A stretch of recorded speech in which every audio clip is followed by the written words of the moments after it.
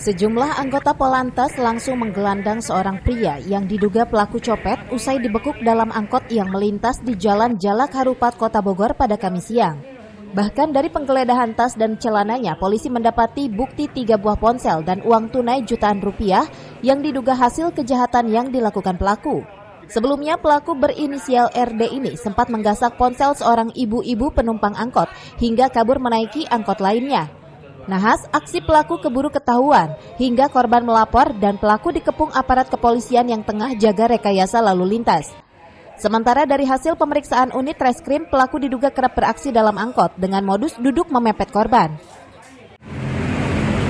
Saya tadi naik angkot 08 dari PMI. Dia naik di daerah Sempur, turun di pengadilan. Dia turun di pengadilan, kata anak SMP yang seangkot, dia ambil HP-nya diambil. Terus saya langsung turun lari. Dari situ, dari pengadilan ada pedagang asongan, katanya dia naik angkot 13 gitu udah. Ketangkap di mana, Bu? Ketangkepnya tadi di situ di situ lampu merah.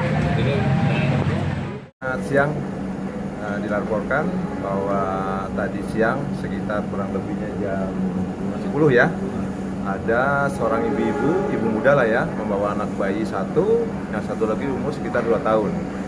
Tiba-tiba turun dari angkot, dia belum sadarkan diri, menangis lah ibaratnya.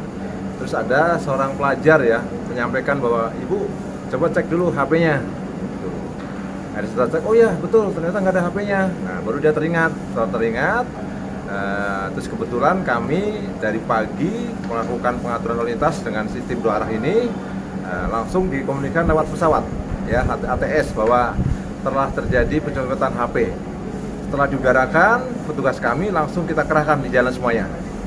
Setiap angkot yang dinaikin sama pelaku, diduga pelaku, langsung kita berhentikan satu persatu. Karena tanda ciri-cirinya sudah kelihatan bahwa pelaku itu berbadan besar, ya, memakai jaket gelap atau hitam.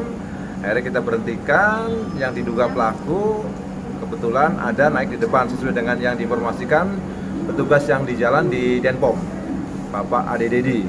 Nah, setelah itu anggota yang di Amaris atau di pintu 3 Kebun Raya, dari mulai Pak Edo, PM2, 42, PM22, PM27, serta yang lainnya langsung melakukan pengamanan.